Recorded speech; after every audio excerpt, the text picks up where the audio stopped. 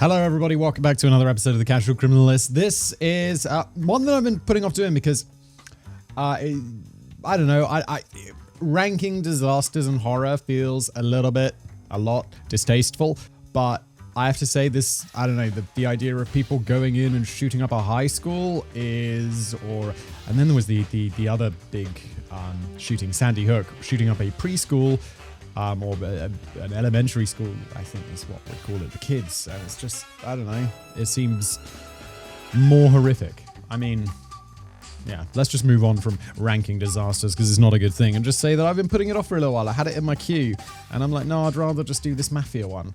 You can run, but you can't hide. Or I'd rather just do this one where just one single person went missing or was murdered. So, eventually, we have to do it though. We move on. It's Columbine. Thank you to, I don't know who wrote this. Thank you to Liam who wrote this script. If you're new here, welcome. The format is that Liam has written me the script. I'm going to read it. I'm going to add some comments if I so fancy it. And yeah, we'll explore it together, shall we?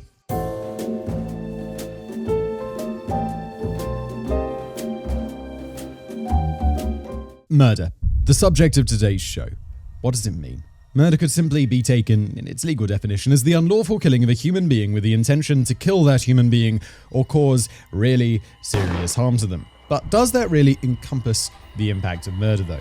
Is the only impact of murder the life it so cruelly snubs? Murders can have impacts far beyond the unfortunate demise of a victim. They can cast doubt on entire organizations, such as resulted from Harold Shipman. They can ramp up paranoia across entire cityscapes, such as happened with Charles Manson. They can spawn legends, such as we saw with Jack the Ripper. Murders ruin lives, they ruin towns, they ruin that sense of safety you feel when you're going around your everyday life. Much like a true crime podcast. It's like now I'm like, oh no, there are horrible people in the world. Why did I start a true crime show just as I had children? Why? Today's topic of The Casual Criminalist not only affected its victims, their families, or the town they lived in, but it has impacted an entire country. Even today, it is synonymous with a single horrific event. Columbine. Yeah, this is... so I was looking this up a little bit before I recorded today's episode.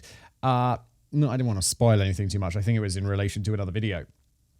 And Columbine's not the worst school shooting. It's not the first school shooting. But for some reason, it seems to stand out. I mean, there was Sandy Hook, of course, and Virginia Tech are other ones that stand out in my mind as being, you know, particularly noteworthy. And again, we're stumbling into ranking disasters territory, which I don't like to do.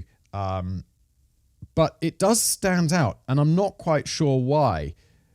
So let's explore. The bowling alley. Unfortunately, we must start today's episode with a content warning due to how traumatizing the event was for so many people. Today's episode will be discussing a school shooting where the perpetrators were one child and one young adult, and many of the victims were themselves children. We will be engaging with this event in a respectful way, and we will not be engaging in any detail beyond the detail that we need in order to establish their story. Having said this, I found that particularly when dealing with mass shootings of a certain level of detail has to be included. Eric Harris and Dylan Klebold not only ended their victims' lives, but they also took great joy in tormenting many of them before killing them. I felt it was best to note that here. Now it's time to set the scene. I felt it was best to note that here. Yeah, as I always say, this podcast is not a gore fest. This isn't what this show is about. This show is about the crime itself. And yeah, I never started this show wanting it to be a gore fest. And so, yeah, you won't find that here. So, yeah, Liam already said that. I just felt it was necessary to reiterate. Now it's time to set the scene.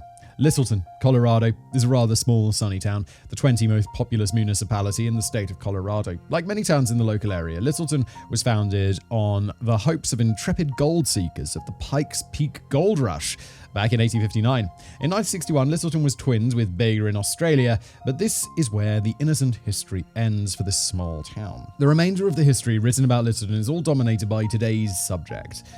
Littleton has truly become a town that is victim to its most infamous crime. Eric David Harris was born in Wichita, Kansas on April the 9th, 1981. His family relocated often, with his father being an Air Force transport pilot. In 1993, Eric's family relocated from New York to Littleton on his father's retirement. While in Littleton, Eric would live in rented accommodation with his family for the first 3 years, and it was at this time that he would meet Dylan Klebold at Ken Carl Middle School. Dylan Bennett Klebold, born on September the 11th, 1981, in the nearby city of Lakewood, where his parents were devoted members of the Lutheran Church, in which both Dylan and his older brother Byron attended confirmation classes. At the time, Dylan was noted by several friends as finding the transition to middle school difficult, and it was common knowledge by people who knew the pair that Dylan and Eric would never be far from one another, even often wearing the same caps in the same style. All innocent enough so far, little groups of friends wearing the same clothes, not exactly surprising. Now, it'd be far too simple for me to just tell you why most people think Dylan and Eric carried out the massacre. Instead, I'm going to explore the different sources of evidence we have to their mindset with you. We have quite a lot of information here as to what the criminals were thinking as the time passed. After we explore all of this, we'll then cover the tragic events of that day before exploring the consequences of that event, including reminding us all why the media is the worst invention that humankind has ever come up with. Ah, yes, I'm vaguely familiar with this. The media, wasn't it? This was mentioned in maybe it was a Casual Criminalist or a Decoding the Unknown podcast, another show I do if you want to check it out, Decoding the Unknown. That the media was saying like, oh, they were bullied and all of this stuff, but I think the reality was that they weren't. They were just monsters. So let's start by exploring the different sources of information we have. Eric kept a blog online where he documented many of his misdeeds throughout his formative years. Dude, you write down your crimes or what? In a blog? Probably weren't even that many. Like today, I feel like I just get lost in the sea of the internet. But back in the day, how many blogs were there? It would be on this blog that both he and Dylan would muse about their inner thoughts. There were also a set of journals kept by Eric and Dylan where they documented their planning for the upcoming attack and wrote about their role models from history. Included among this list of role models were prominent Nazis and Charles Manson. If you want to find more as to how this was a massive red flag, then please go view our Casual Criminalist on Charles Manson. Yeah, and as for the Nazis, well, you know they were bad. The final and by far the most disturbing record of the pair's inner thoughts are simply referred to as the basement tapes. I have to say, yeah, it's a red flag. Say like, oh yeah, I love Charles Manson, but it also feels like the sort of thing like an edgy teenager who wears too much black would say, and then they'd grow out of it and feel slightly uncomfortable about it later. Be like, oh my god, Charles Manson, really?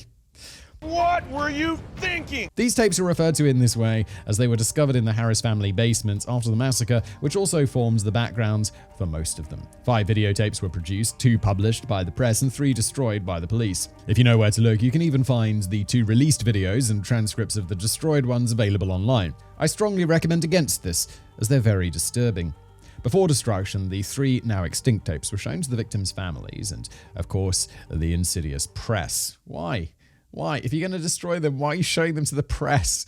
The final 6th tape is a separate variety known as the Nixon tape that was recorded on the morning of the attack and discovered immediately after it. We will be going through the details of each of these disturbing windows into Eric and Dylan's psyche before covering the actual events of April 20th, 1999. I feel like there's levels, right? Some kid being like, oh yeah, no, who do you admire? Charles Manson? Being like, I mean, just being like, you're a weird kid. But then when you're making tapes and stuff, and I guess we're going to see how dark these tapes are, there's a point where it flips over from like edgy kid to keep an eye on him. Keep an eye on that one. Maybe like a Charles Manson is enough. I don't know. Charles Manson was a pretty sick dude. 1 or 2 big red flags.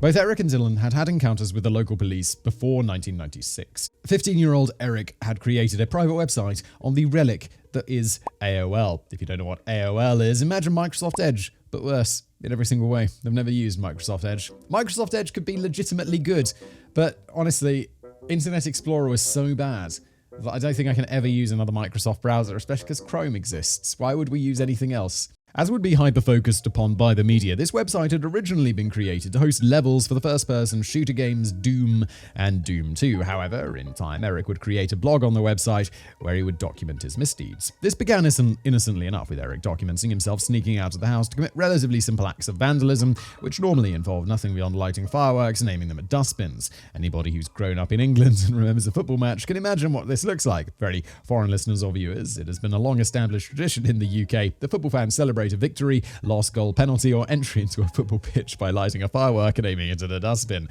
I had no idea. I guess, obviously I'm British. I just never went. I went to one football match when I was a kid. A family friend, I must have been, I don't know, like 11 or 12 or something like that. And it was friends of my parents. They're like a family friend. And their kids and me were friends. And we went to a football match. And I was like, okay. I didn't really like football, but I assumed, okay, this is, it's a good thing to do. I should go do this. And we had to stand the whole time, which just seemed insane to me. It's like an hour long or an hour and a half long or however long a football game is. Plus, I guess there's intermission and stuff, whatever. But we were standing up the whole time. And it was really, hard. And I'm 12 years old. I should be able to stand up the whole time. But I remember just shuffling around and being like, ah. And I think they scored 6 goals or something, which is super high for football. And I was still never doing this again. There were no fireworks aimed at bins, though, disappointingly. That would have made it interesting. Leaving the long-established British traditions aside, the important thing to note here is that even in this earliest of offending, we can see the connections form. Eric's first posts about sneaking out of the house to commit vandalism all mention that he did this alongside Dylan. At this point, you may be thinking, all right, Liam, fair enough, they've committed crimes. But why would that be a massive red warning sign? Yeah, this is just, he's a bit of an idiot. He's writing down his crimes on the internet, but I guess this was late 90s? We'll forgive him for that misdeed. But honestly, if you're writing down crimes in a diary, okay, if it's vandalism, go ahead. You'll probably read it when you're older and you'll be like, oh, I was so edgy. But if it's proper crimes, don't be writing those down anywhere. Definitely not on a blog. Come on. Don't blog your crimes.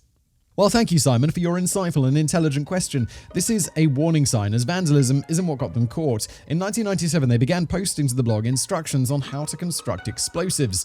But our budding anarchist manifesto enthusiasts weren't done there. Not long after this, Eric began posting murderous fantasies, creatively entitled, "All I want to do is kill and injure as many of you as I can, especially a few people like Brooks Brown." Uh-oh.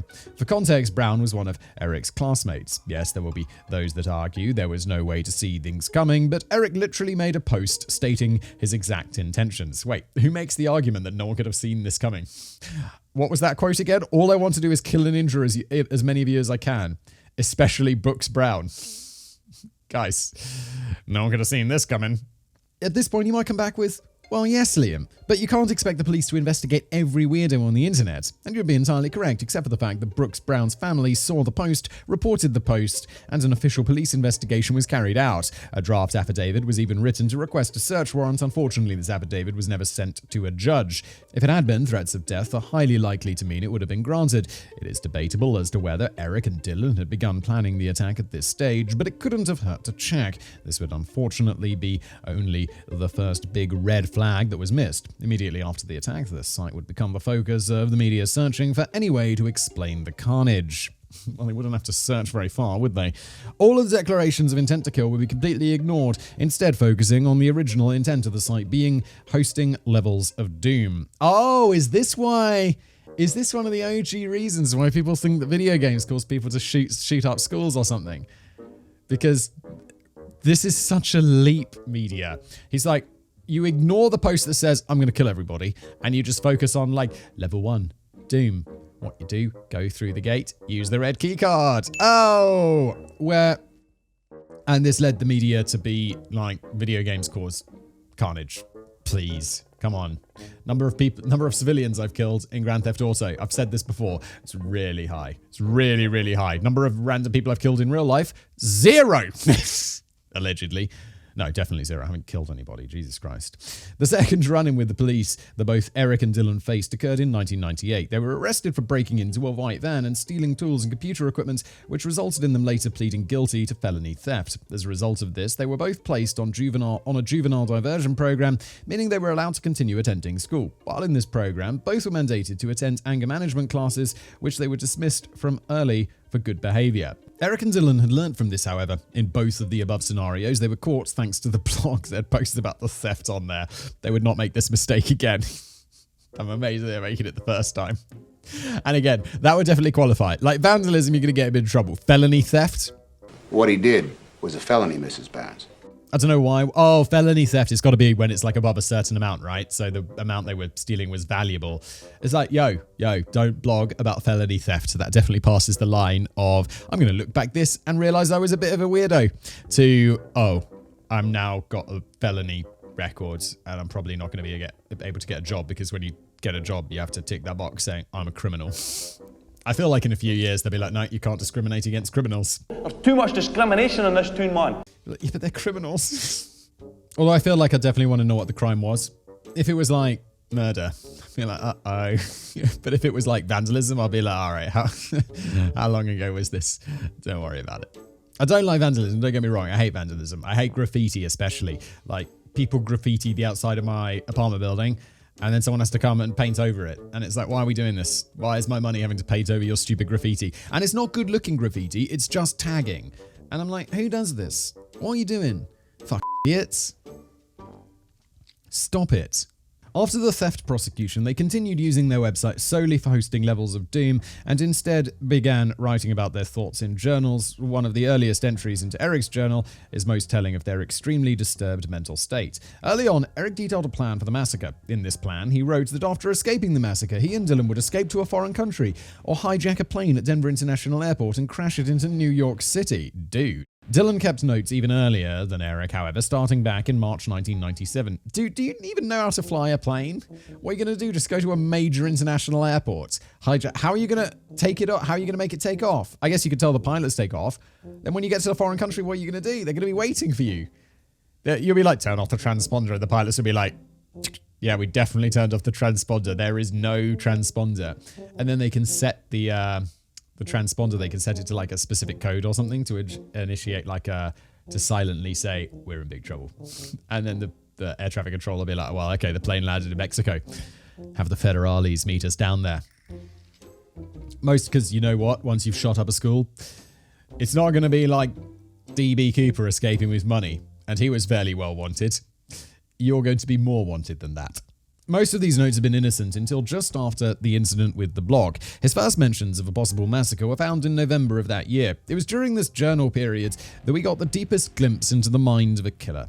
I'm not a qualified sociologist, but I do have a history in criminological research. This is news to me! Oh my god, really? One thing we often see with killers is the power fantasy element. I feel like people would be like, wait, you hired Liam and you didn't know that he had a criminological research background? I'm like, no, I just hire people, people email me, that's where I find most of my writers, and I say, you got any samples? And then if the samples are good, hey, that's how it works. I'm not looking for new writers right now, so please don't email me. There's a waitlist on my website if you really want to. Most clearly shown by somebody like Harold Shipman, they have the ultimate power over life and death. We also often see this as an almost sexual excitement for the killers. We see this in Eric. He wrote several times about his sexuality, namely his fantasy of kidnapping, raping, and cannibalizing random women. Are you really writing about this on your blog? I don't think we've ever come across someone who's written down their crimes quite so blatantly. The first entries on this were made only a month after Eric began writing in his journal. So at this point, Eric and Dylan have their first run-in with the law, and you might be worried, dear viewer, that they will have grown a few brain cells and are no longer publicizing their intentions. But you'll be absolutely wrong. Both Dylan and Eric were known to include their violent inclinations in their schoolwork, most notably in December 1997. It's like, yeah, what's your geography project about? Massacres. What are you writing about history? Massacres. What's your physical education project? Massacres. Red flags, maybe.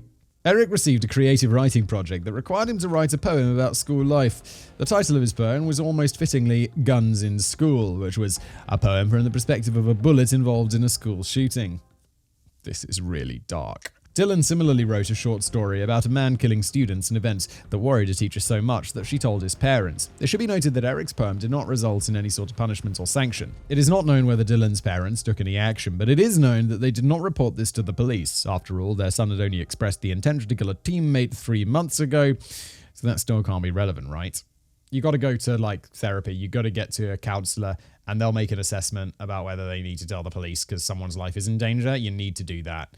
If you've seen something similar in someone you know or your kids and you're watching this right now, you need to do that. It's just a good thing to do. Please do that. I'm sure chances are everything's going to be totally fine and it's just stupid, edgy kid shit, but it might not be. So do yourself a favor, do the world a favor, just get them checked out. It's not a big deal.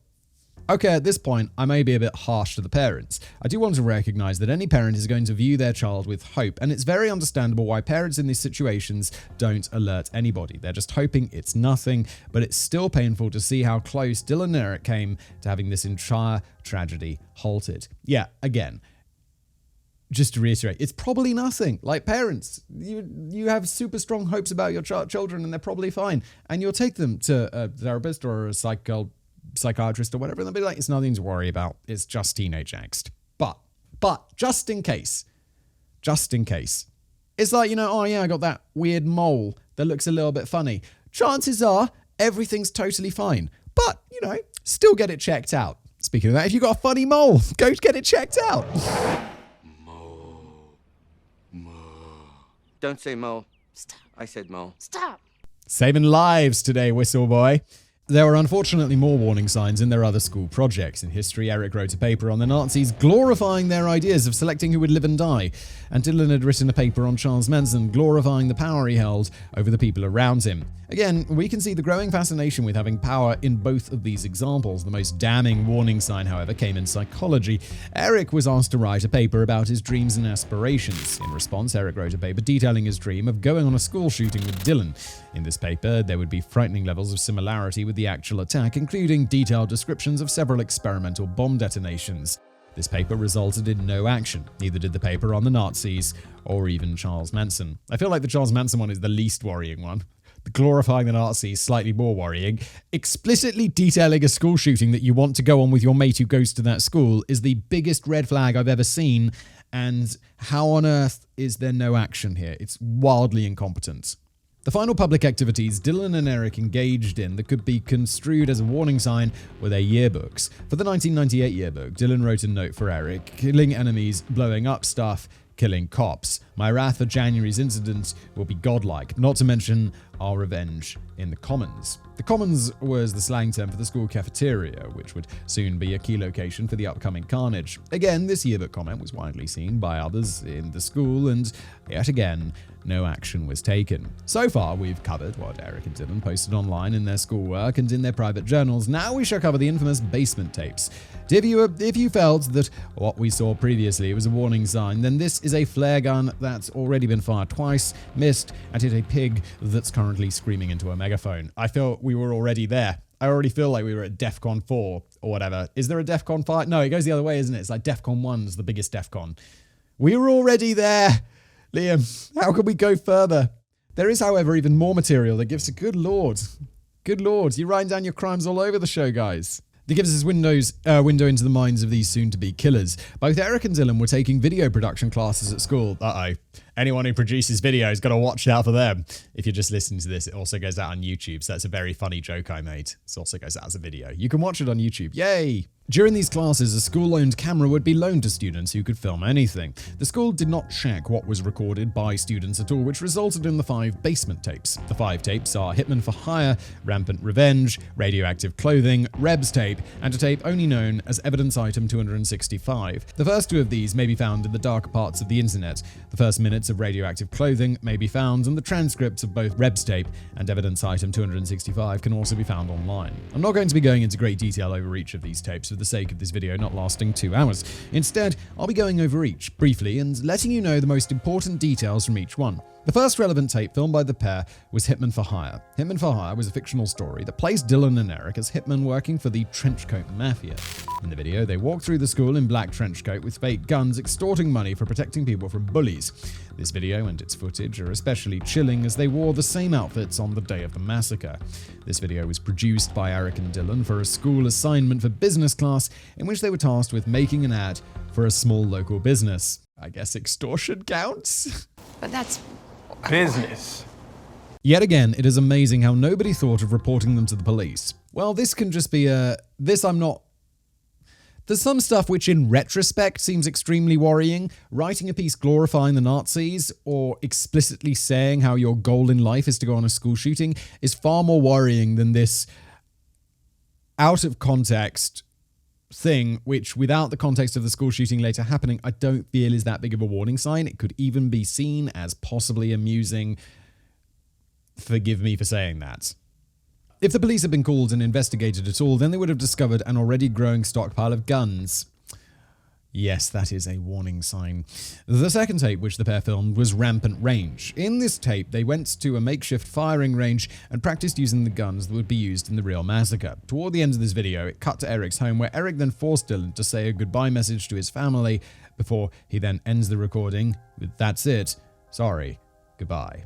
At the end of this tape, there is a second piece of footage spliced in which showed an image of the letters CHS along with a bomb with a lit fuse. The word clue was written under this image in bold, and it was later determined by the police that this last bit of footage was taken about only 30 minutes before the attack. The third tape that was filmed was the tape only known as Evidence Item 265. This is the first of the tapes that the authorities destroyed rather than released. In the transcript of this tape, we can see the pair discuss their plans, referring to it as their masterpiece. They also referred to individuals who helped them get their weapons, such as John and Jane Doe, before discussing individual classmates who they hoped would be there when they launched their attack. The final tape, filmed before the attack, was Reb's tape, Reb being the nickname for Eric. In this tape, they discuss how they'd been planning the attack for just over 8 months and say that they're on their way to get the rest of the gear. In this tape, Eric also shows his journal, which he refers to as Writings of God.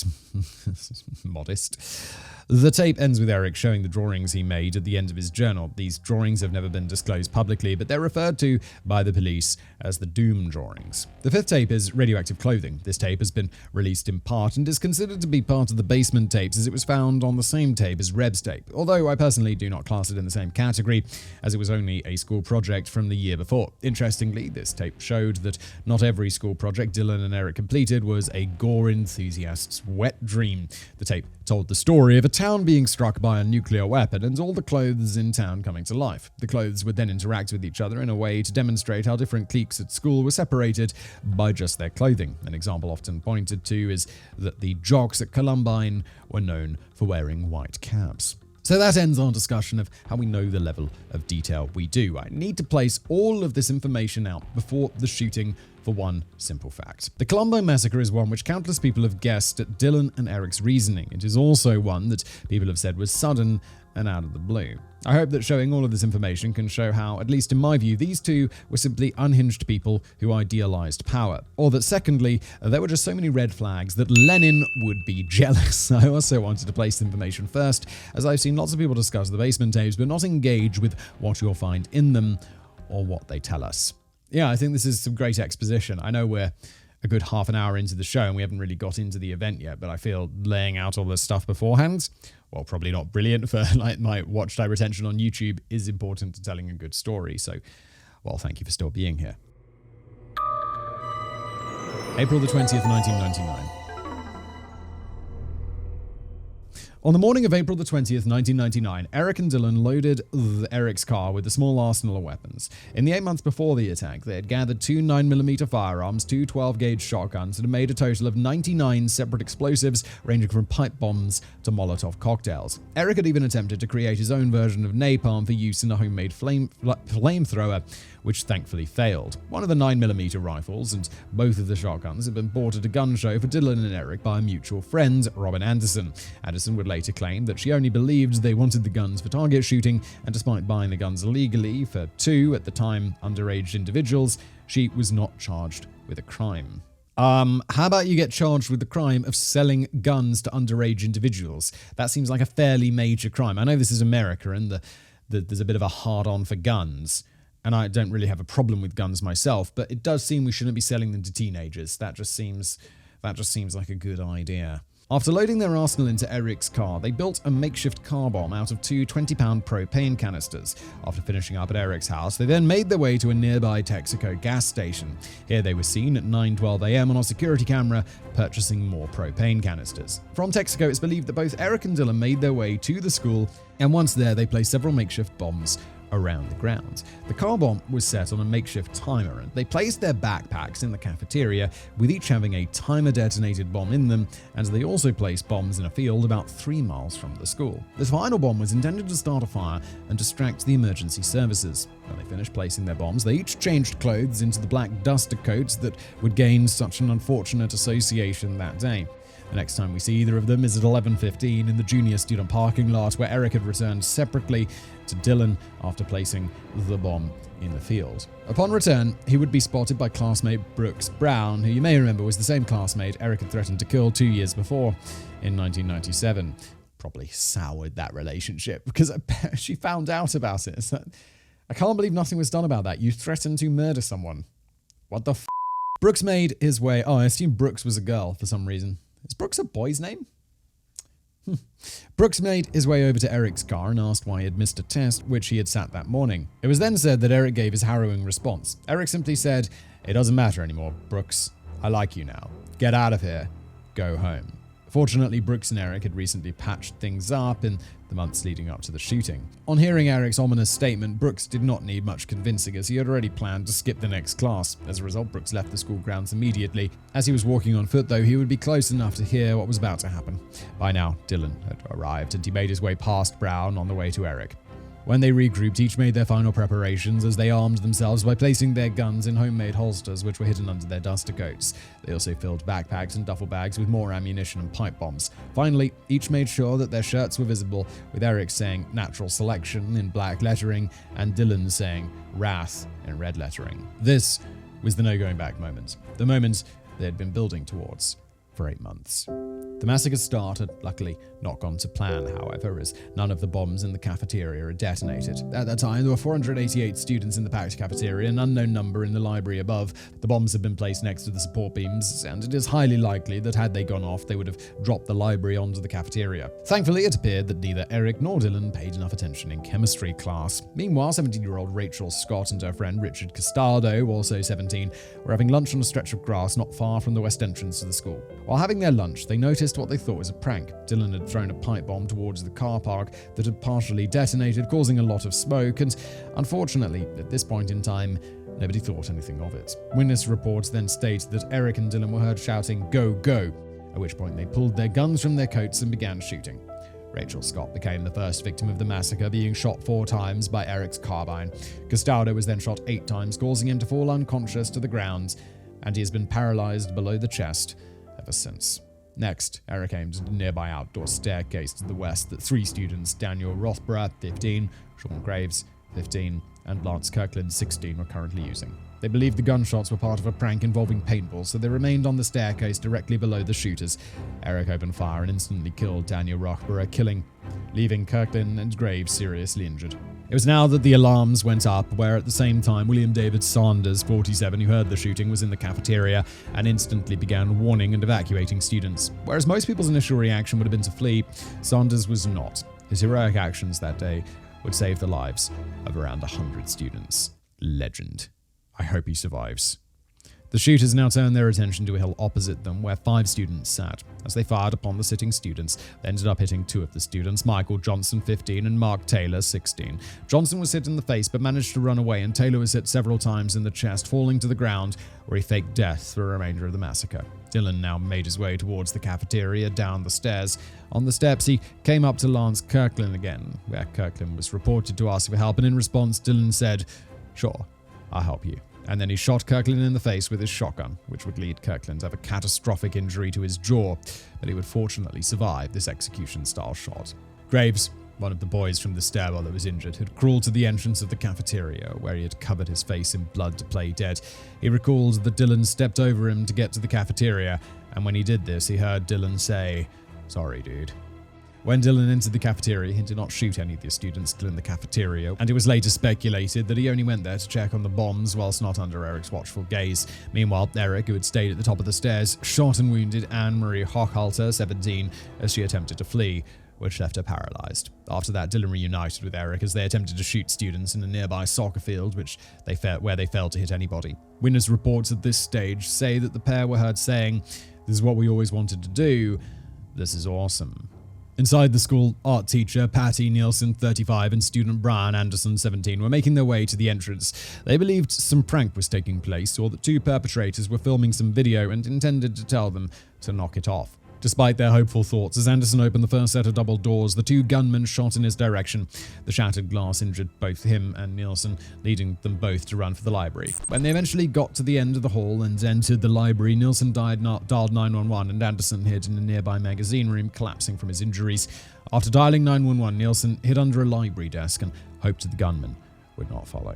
The time was now 11:22 a.m. The police had been alerted, and the school's custodian, Deputy Neil Gardner, had now been alerted to what was going on. From there, Gardner made his way to the senior parking lot, where he arrived at 11:24 a.m. He spotted Eric at the front entrance and took cover behind his car to open fire. He fired 4 rounds before Eric fired back 10, and then after returning fire, Eric could not be seen, and Gardner believed he had hit him. In reality, Eric was reloading and soon fired another 4 rounds at Gardner, forcing him to retreat. It was now that Gardner reported on the police radio that shooters entered the school and that he needed backup.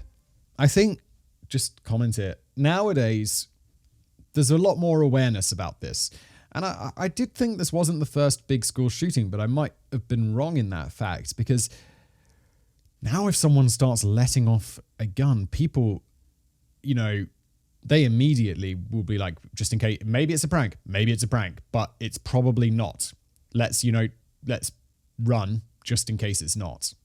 Or let's fight back. Now Eric and Dylan made their way into the school. Eric had shot 47 times and Dylan only 5. Again, the power dynamic of the pair, with Eric being the leader, was on full display. While making their way through the north hallway of the school, they shot at anybody they saw and threw numerous pipe bombs. They missed every student they shot, except for Stephanie Munson, 17, who was shot in the ankle, but was able to walk out of the school. After this, they noticed that numerous students had made their way towards the library, so they now made their way toward that library, which is where the bloodiest part of this massacre would take place. At this point, Dave Sanders and 2 custodians were in the school cafeteria evacuating students. After the cafeteria was evacuated, Sanders made his way up the stairs to the library hallway. Sanders is the legend who was evacuating people from the cafeteria earlier and saved maybe 100 lives. His personal mission was to try and evacuate as much of the school as he could. Whilst making his way to the library, he encountered an unnamed student nearby, and he gestured for the students in the library to stay where they were. However, as Sanders and the unnamed student left the library, they encountered Eric and Dylan as they both approached the library from the north.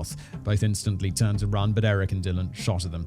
Eric hit Sanders twice in the back and neck, but both narrowly missed the student, who then ran into a nearby science room and warned everybody to hide. Sanders, however, collapsed from his injuries in the same hallway he was shot in.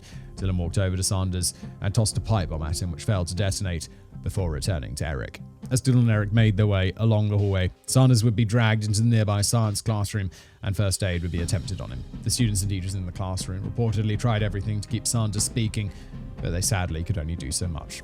Sanders would succumb to his injuries sometime before the end of the massacre. Silence in the library.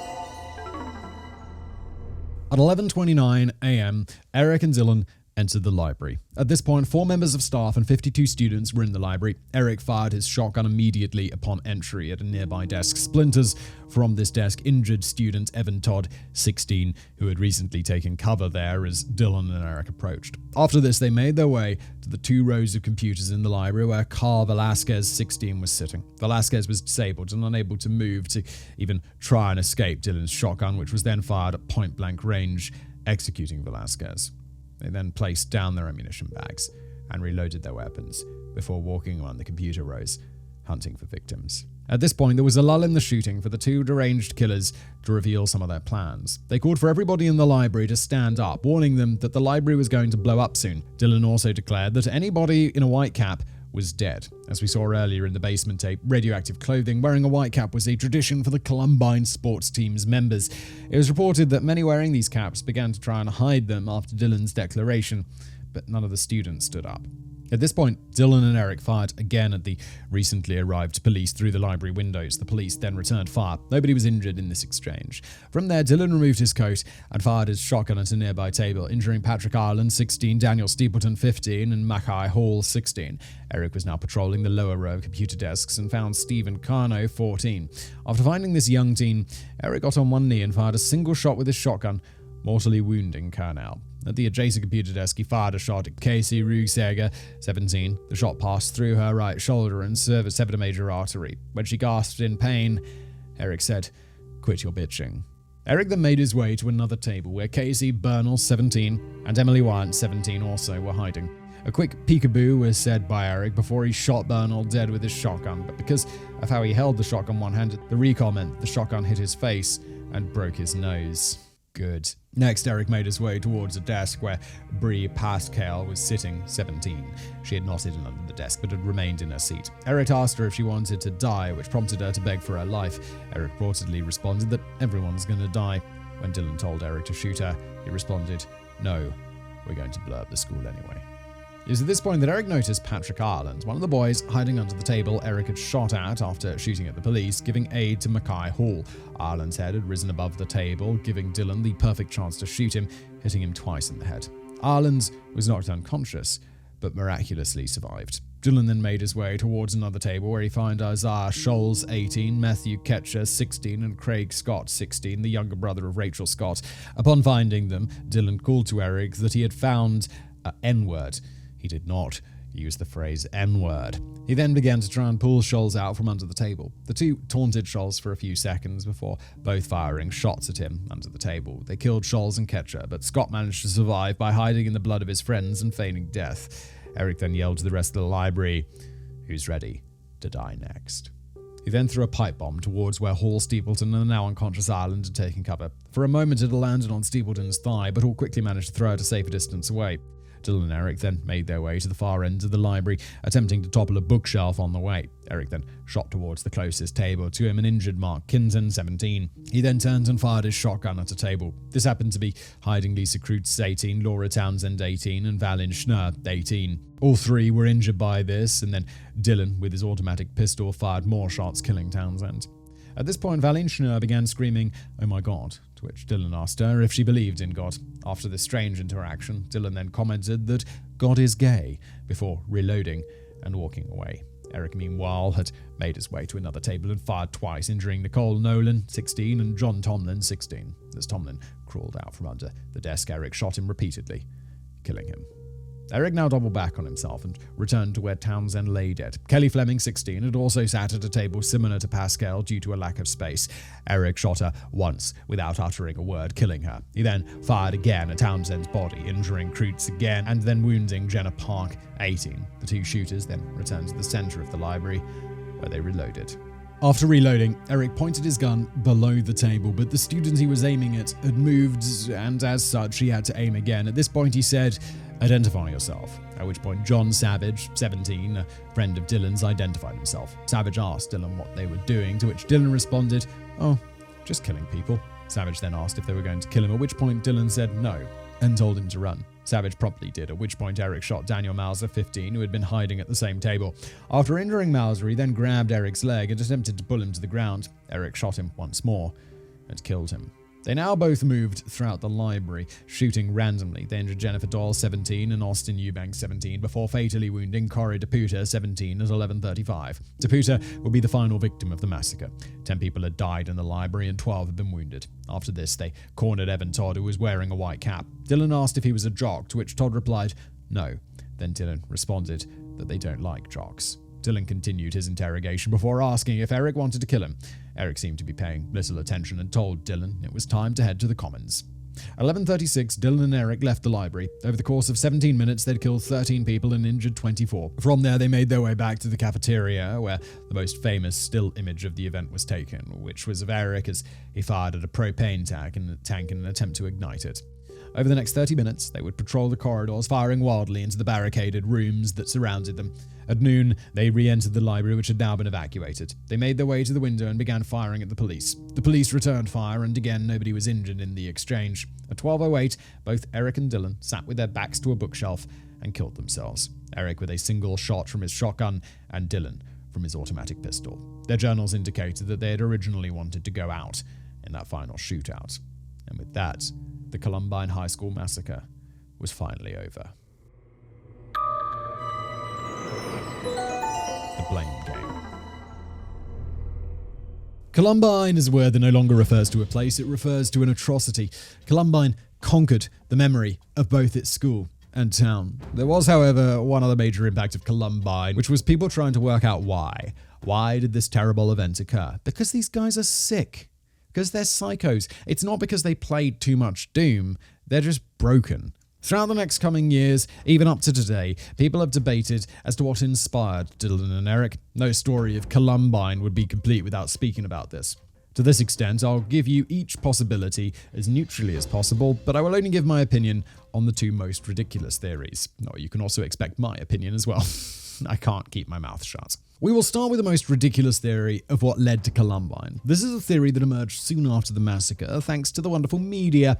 That is the theory that Eric and Dylan murdered 13 of their classmates and injured another 24 because they played video games which themselves had violent elements. This theory seems entirely predicated on the fact that the website which hosted the threats of death against Brooks Brown also hosted levels of doom.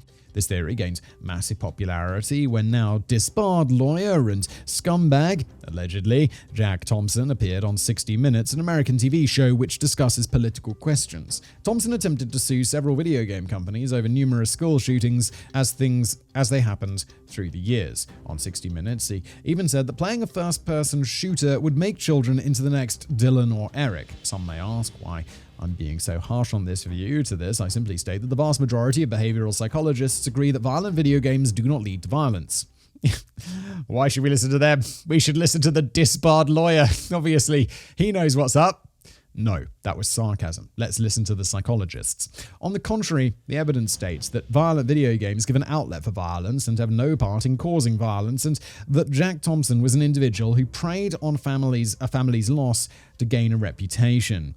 Doesn't it? Making up lies to get attention to your media platform. Allegedly. Alex Jones. Sorry, what?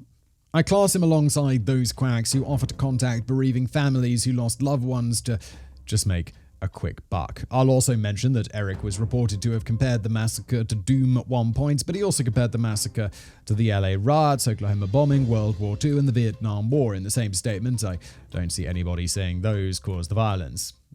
Yeah, it's like what? We should never discuss World War II, the Vietnam War, the Oklahoma bombing, the LA riots. We can't discuss those in history class because they might encourage people to be violent. This is absurd. It's obvious nonsense. The second theory that emerged, which I'll happily refer to as utterly ridiculous, was the theory that the massacre was caused by Marilyn Manson. And as always, we can thank the media for this. Wait, Marilyn Manson as in like that emo singer guy, or like, I don't know what sort of music he sings. It's not my... So didn't he recently get in trouble? Didn't he assault someone or sexually assault someone? Or, I mean, if he didn't, whoops. Allegedly.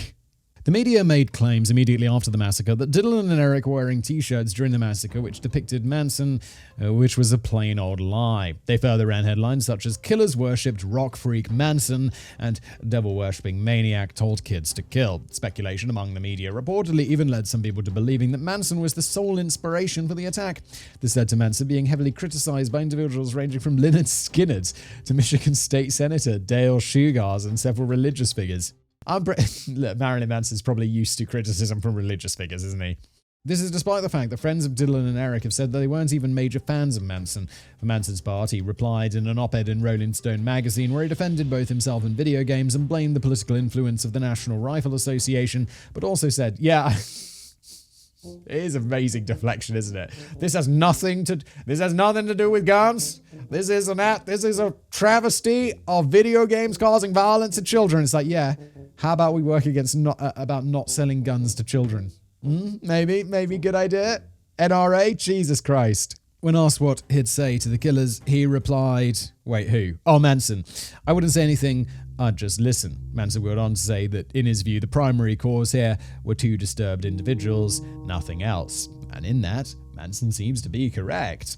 I'll also mention now that as for gun control versus the NRA debate, they have never been blamed for Columbine. Instead, people tend to argue that they enabled a state of affairs that led to Columbine. As such, I won't be opening that can of worms here, where we're speaking only about what people have said is to blame. Also, the gun control versus NRA debate, I always feel that that's misrepresented because it's not gun control versus the NRA, it's gun control versus guns being allowed. As far as I'm aware, the NRA is like more of a, they're very pro-gun, Whereas a lot of people are just like, yes, I think people should be able to own guns. Am I a member of the NRA? Hell no, those guys are crazy.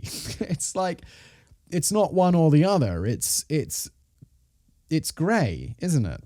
There are two other primary theories as to what is to blame. The first being medication. Certain opponents of modern psychiatry have said that Eric's medication may have been what led to the shooting.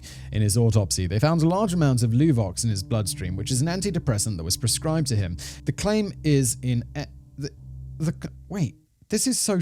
He must have been to a doctor to get that prescribed. How has the doctor not picked up on the fact that this guy's going to kill a lot of people?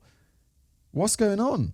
The claim is that in essence, these excessive medications led to the shootings. However, opponents of this simply point out that thousands are medicated and they don't generally go on mass murdering rampages. Yes, of course. The final suggested blame comes from the FBI. The FBI posited the view that Eric was the person to blame.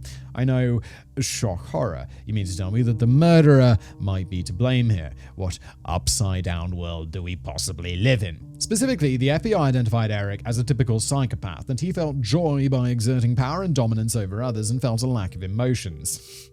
He felt a lack of emotions. Kind of an irony in that statement. He was heavily medicated for depression, as stated, but the FBI viewed this as more evidence to his mindset. The FBI's view, and the view of a majority of commentators, is that Eric was the leader who dragged Dylan with him. On this, we do see that Dylan shot far fewer people than Eric, the clearest example being when he entered the cafeteria and shot nobody. The FBI's explanation for Dylan's involvement is to say that he went along with the idea as a way of killing himself. There have been opponents to this idea, though the clearest opposition being the fact that Dylan had been the first to write about the massacre in their journals. Despite this, many people still believe that Eric was the leader and Dylan the follower. In truth, from viewing all the evidence myself, I've come to the view that the only people to blame for Columbine are Eric Harris and Dylan Klebold. They were two disturbed individuals who hated society and took that out in the most hateful way they could think of.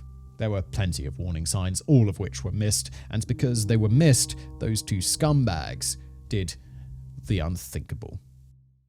Wrap up. And there we have it. That's all, folks. The Columbine High School Massacre. I've only one request for everyone watching or reading this. I've included a list of victims in the first appendix. Everybody knows the names of the murderers, but would struggle to name the victims. I think then that's wrong. Please reframe Columbine. No longer think of Eric and Dylan, but instead think of the victims. Think of the 12 young people who lost their lives and the teacher who died protecting them. And think of the 24 others who have lived with their injuries ever since. Dismembered appendices. At this point, we're going to list all of the victims in the order they died. I also want to mention that some true crime podcasts list the perpetrators here as they killed themselves. I will not. Eric Harris and Dylan Klebold are not victims. They're murderers, and they should be remembered as such. The deaths. Rachel Scott, Daniel Rohrbaugh, William David Sanders, Carl Velasquez, Stephen Kerno, Cassie Bernal, Isaiah Scholes, Matthew Kechter, Laura Townsend, John Tomlin, Kelly Fleming, Daniel Mouser, and Corey DePuter. Appendix 2. One of the reasons I've rallied so hard against remembering the perpetrators here is that we've seen a deadly effect from beyond the grave. There are numerous examples of killers who have said they were inspired by Eric and Dylan, including the recent school shootings committed by Demetrius Pagotis in 2018 that resulted in 10 dead. This effect has become so recognized that it has been coined by sociologists as the Columbine effect. If anybody wants to read more on it, there's a Wikipedia page that lists all the killings inspired by Columbine. On the page, if you were to count how many victims had died from the shootings caused by this effect, you'd find 269 dead. Appendix 3. Many have associated the song Pumped Up Kicks, released by Foster the People in 2010, with the Columbine shooting. This is in part due to similarity with the music video and a simulated school shooting, and secondly, as the bassist's cousin was actually in the library at Columbine where the massacre occurred. This association has led to people misreporting the white hats as white trainers, which are referenced by the song. The band has, however, gone on record saying that this association was never intentional. Appendix 4. To anybody who wants to learn more about the Columbine High School Massacre, there's no shortage of sources online, ranging from the award-winning Bowling for Columbine by Michael Moore, which I personally think is overrated and has a few inaccuracies, to an array... Michael Moore? No, never. to an array of TED Talks given by Sue Kleinbold, mother of Dylan. I would warn, however, there are graphic images on the internet reporting to be of this shooting. To my knowledge, no pictures of the interiors of the school survived, and they're all fakes, but this does not make them any less harrowing. Also, having viewed the basement tapes to make the segment on them accurate, I strongly advise avoiding them at all costs. And that's where we end today's video. No plugs here. This is just... yeah, let's just end it. Thanks for watching.